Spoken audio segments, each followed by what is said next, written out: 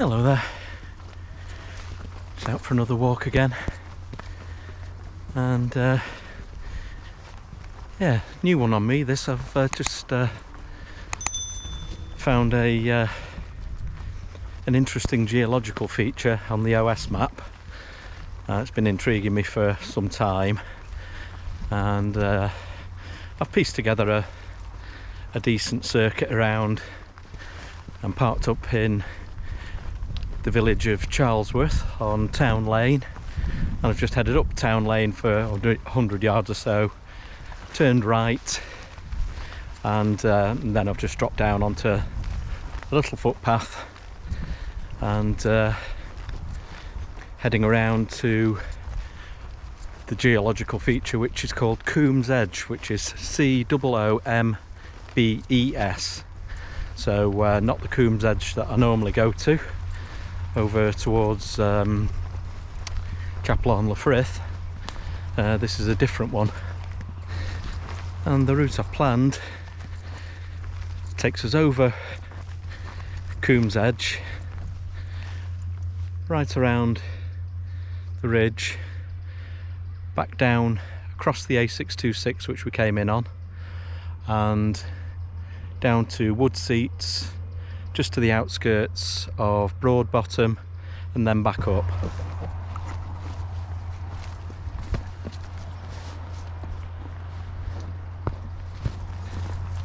And I've really not got any idea what we're going to see along the way.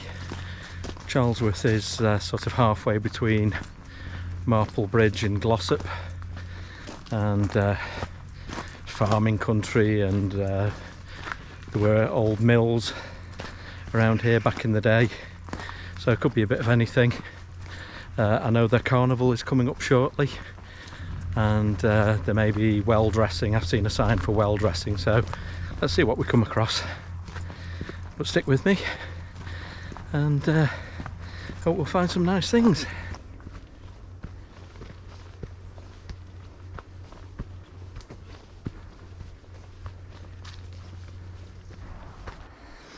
Got a view back down over the village of Charlesworth now, and way beyond that across Manchester. Already starting to get peaceful up here. Just hear the sheep and the murmur of the A626.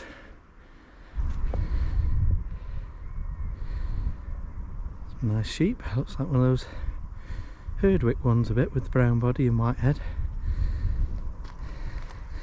And I've just found where the curlews rest to call from. Luckily I've got some hand sanitizer with me. Views rising up to my left over the town of Glossop and up towards Black Hill and beyond. Cracking day to be out though, to put my hat on, and there it is behind me in all its glory. Coombes Edge rises 400 metres above sea level, so it's not huge. A lot of people think it's man-made quarrying, but it's not. It's the same old story as Mam Tor and others in the area. It's actually sandstone over shale, and the underlying shale is unstable, and it's caused a massive landslide at whatever period of history, and left that amazing geological feature behind us. I'm just going to carry on up now and walk along that ridge. I think a coombe is defined as a natural sort of bowl or hollow in the landscape, and you can see where, kind of as the land's shifted down, it's formed those bowls just below the edge, quite a way below the edge actually, and that gives it its name, and probably also the other Coombes Edge not too far away. Crossing each stile now, checking carefully on top of the posts for curlew shit. When I was just checking on the web to see if there was much information about the area, it did mention an old monk's path or monk's lane or something like that, but on the map I couldn't really find where that was.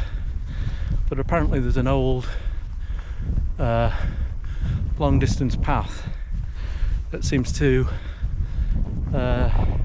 link all the way to Wales, and there's a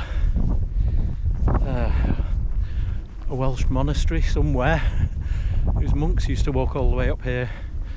Not sure exactly what the purpose was, or you know what the pilgrimage was, but yeah, I couldn't really find any detail on it. So if anybody does know, don't forget to leave a comment and let me know. When you get to the top of the next field, you go across a stile and you'll get to a farm track. You can drop down and climb back up again, I believe, but I've turned left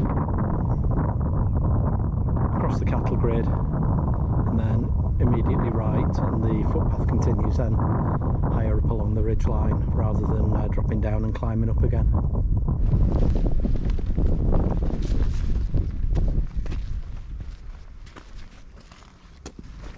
Just getting up towards the path round the edge now, and I suspect once we're down there the views will be more sort of panoramic down over Manchester. You won't really be able to see much of the edge itself. I'm sure the camera won't really convey what a spectacular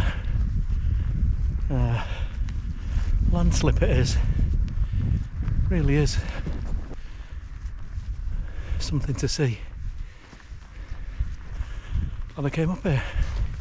As you get to the top of the next sheep field, you join this it's kind of a sunken footpath just to the left of the broken down wall, and yeah, you can tell it's a very ancient footpath just by kind of how sunken down it is. So whether this is the old monk's way, who knows. Just at the bottom of the scarp slope you can see some pools and marshy ground, and that's kind of a sign that that's where the shale layer is, and that's impervious to water. Obviously the water permeates the sandstone, hits the shale layer, and then creates a surface that's unstable, and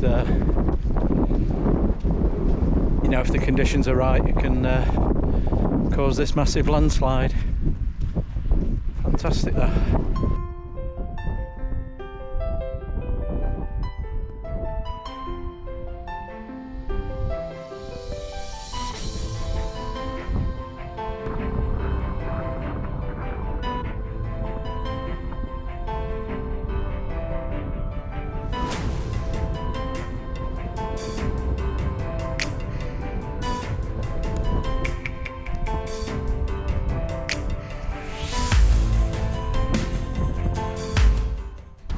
The edge is very fragile and unstable. You're warned not to climb here, so proper rock climbers don't climb here. So if you are coming up here, none of your Instagram selfies from the edge, not a good idea.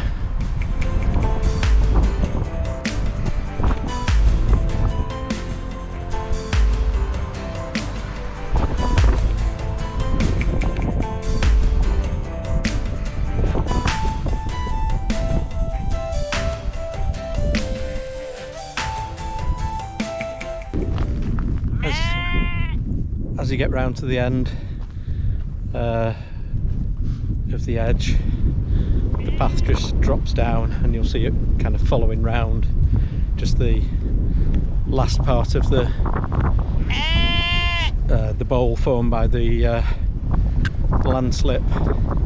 There is a path to the left, but we just want to take this one that keeps to the edge of the edge.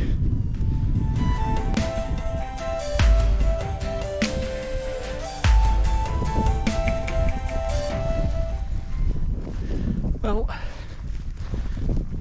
I'm just under 3 miles in and not quite halfway around the walk. Really enjoyed it so far though. The second half, I think it's going to be slightly different landscape as we drop down towards Broadbottom, but I don't know quite what it's got to offer, so let's crack on and see. As you come down off the moorland, the path cuts past a beautiful farmhouse, and then it looks as though you're going down through their garden with a pond to your left. It is the official footpath and it's clearly signposted, so just proceed respectfully through. As you come over the stile out of that garden, don't turn left, turn right, and then you'll see the footpath immediately drop down to your left. Yeah, it was a lovely house though. Had a stone on it saying 1658, so it's got some age to it. Hello. You're a young'un, aren't you? Right out for you. Just below the nice house, it's not that easy to see the path across the field, but don't follow the tree line to your left, just keep slightly right. I think they've been doing quite a lot of work digging out ditches and such like at the moment, so just dry enough, but it makes it difficult to follow the path. Well, eventually the footpath signs reappeared down at the bottom of the fields, and the path just brings you out of this old works of some description, all derelict.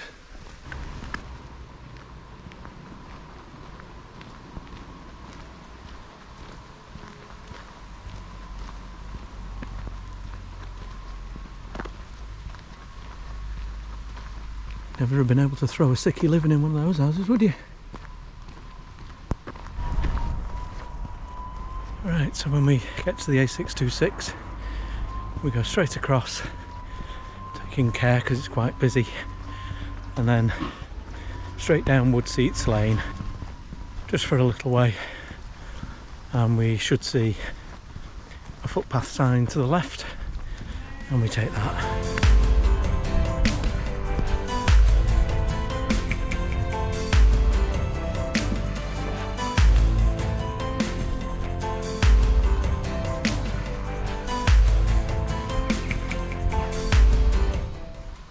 There's a house on your right and you may think you've gone wrong, but just follow the fence line down, and at the bottom corner of the field you'll see you're back at another stile again. So at the bottom of the next field you'll see a big, I think it's like a 3-storey farmhouse, and you want to take a left there and stay on the grass footpath, don't go back onto the road. Behind me you can see back up to Coombes Edge now, where we were earlier.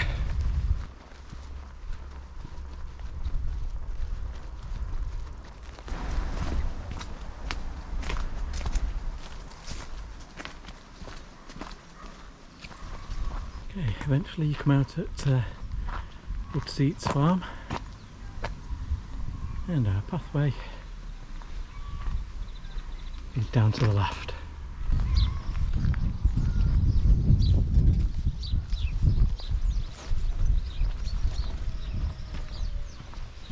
Just dropping down through some farmland now towards some woods, and keep to the left of the field and you'll see the FP markers nailed to the trees, and at the bottom we're looking to take a right. Well, lovely this woodland down here. A little stream down to my left, it's probably feeding down into the River Etherow further down. And yeah, all I'm looking for now is somewhere where I can sit and have my lunch. I'm starving. Been a cracking walk so far, and I've not passed a single person, other than the odd person outside a building or something like that, but nobody walking this trail. Been gorgeous.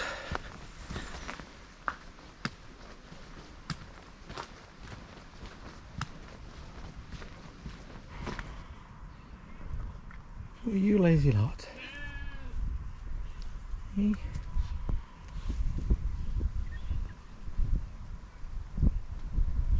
A bit of a breather under the tree, aren't you? Don't mind doing that myself. So eventually we emerged from the woodland near a farmhouse and come out into the valley of the upper River Etherow, which is a tributary of the River Goyt, which then meets up with the Tame to form the River Mersey. And in front of me I can see a big bridge. I think one part of the bridge is carrying the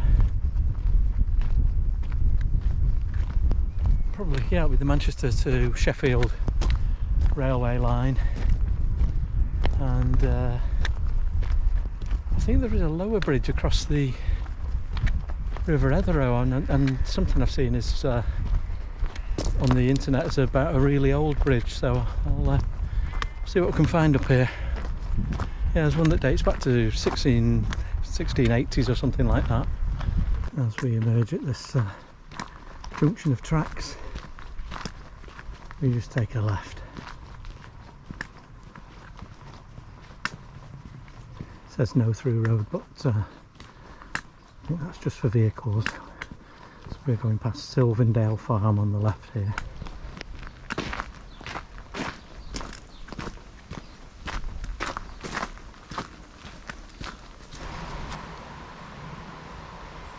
Just come down to the River Etherow now.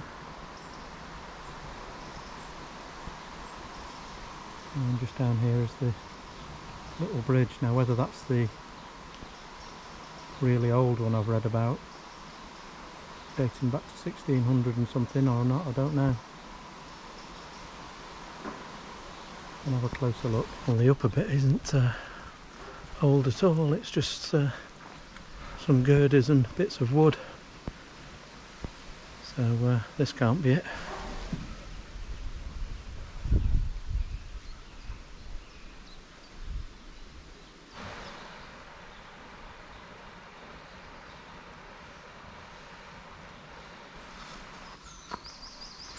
As soon as we cross the river, we take a right into Limefield Visitor Centre and Broad Mills Heritage Site. Yeah, it's one of the largest cotton mills in the area. 200 years ago, built 1802 and stopped working in 1860.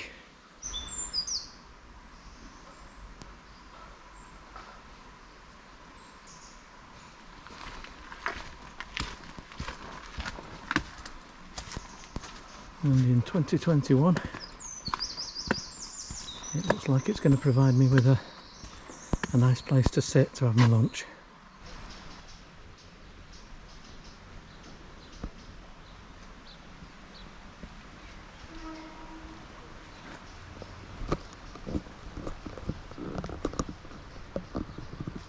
Oh, nice little spot to have my lunch. Well, I needed that as well, I was ready for it. So onward for the last stretch that just skirts through this woodland, and then we start to climb back up towards Charlesworth again. I think we cut off through some more woodland on the way back. I think we're kind of walking along beside the old mill race now, and there's all sorts of bits of remains of parts of the mill that you can see.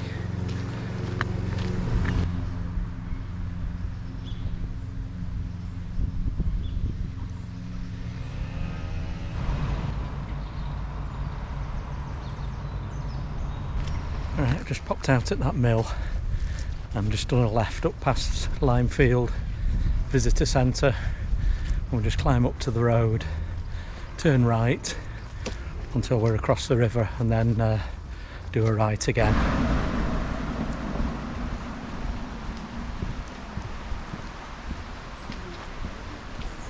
think that might be the old bridge across the River Etherow.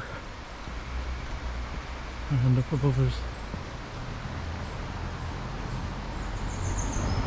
the railway viaduct.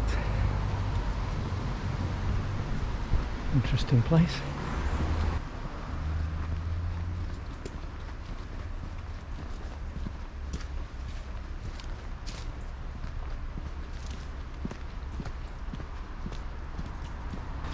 Okay, so after crossing over the bridge again over the River Etherow, you just take on the Trans-Pennine Trail for about 100 yards or so, just for safety's sake, and then you drop down to the road again through the grounds of the little church, keeping the church on your right hand side, and you get this lovely little grotto and a gate at the end, and then we go through there.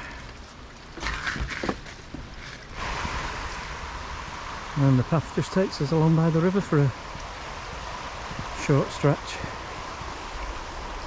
Absolutely gorgeous down here.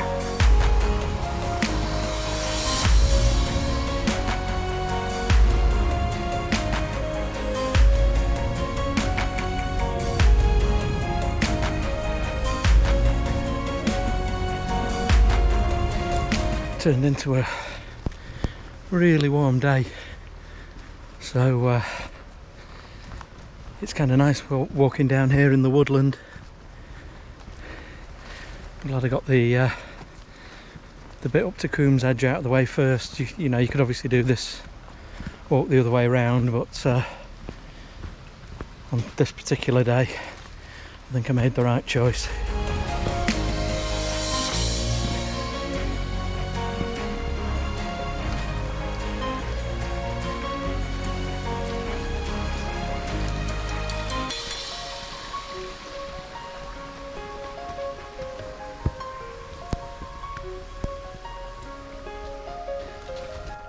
Right, I'm just emerging from Tom's Wood now, and it won't be long before I'm back to the road, so before it's noisy and there's people about, I'll sign off now.